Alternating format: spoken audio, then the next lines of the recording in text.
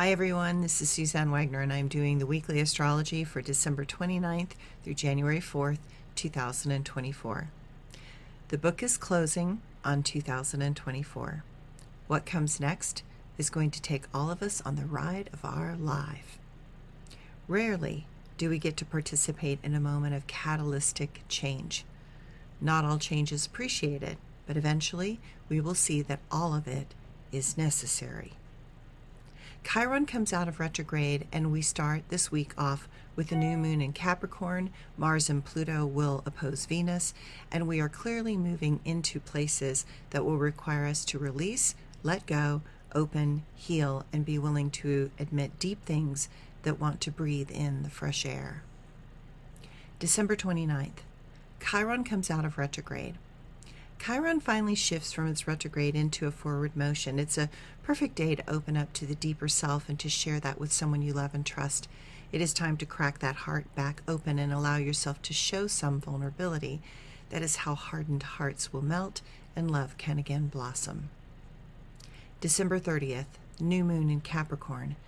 It is time to clear out the holiday energy and clean up from all the celebrating, because Monday morning we will have to get right back at it.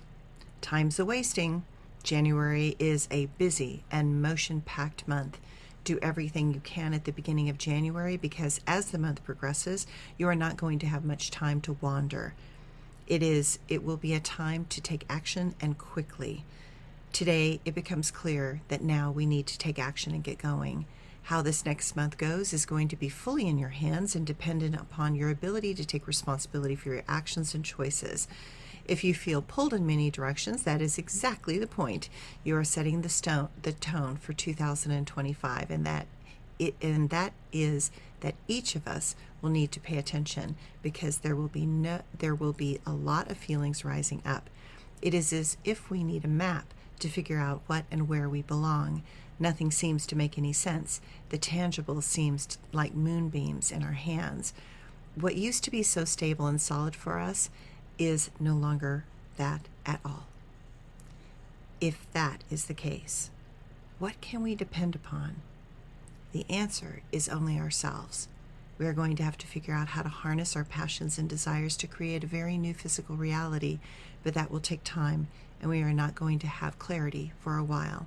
That does not mean to stop seeking it. Okay, January 1st, the moon goes into Aquarius. The loopy things seem to loom larger. The distortions seem to magnify. The ground under our feet seems to shake, and the stability that we long for feels like quicksand. But a creative mind can do a lot with this much energy in play. Redundancy is boring and causes lethargy. There is nothing about 2025 that is going to feel that way. Today, the first day of 2025, sets the stage for the next year. Really notice where you are at and what is attracting and drawing you in. There are many games that our intuitive side is going to play on us. Let's see who is really paying attention. It will be in the silences that we find the truth. The answers others are giving will be false and a lie. We cannot depend upon what we are going to be told. The currents of these very new tides are going to take us where we have never been before. Much is going to be asked of us, much more that we can anticipate or know than we know how to anticipate or know how to plan. That is why we're going to have to learn to move with each chess move and think carefully through our options with each new shift on this board that is our life. January 2nd, Venus goes into Pisces. We do not need to prove our worthiness. Every living thing has a powerful and unspoken value that most will never really completely grasp or appreciate. Others recognizing us is not what life is about. We are here to let that light inside our soul out. We are here to remember to move with compassion and unconditional love no matter what. We are here to let our imaginations fly and our creativity explode. We are here to find wisdom through the experiences we have in this lifetime. Today is a doorway into another reality. We are asked to sacrifice our old self on the altar of life so we can become something more. We are here to embody so fully that everyone feels at home in our presence, safe in our care, and seen by our intention to become something better. January 3rd, Moon goes into Pisces and Mars opposes Pluto.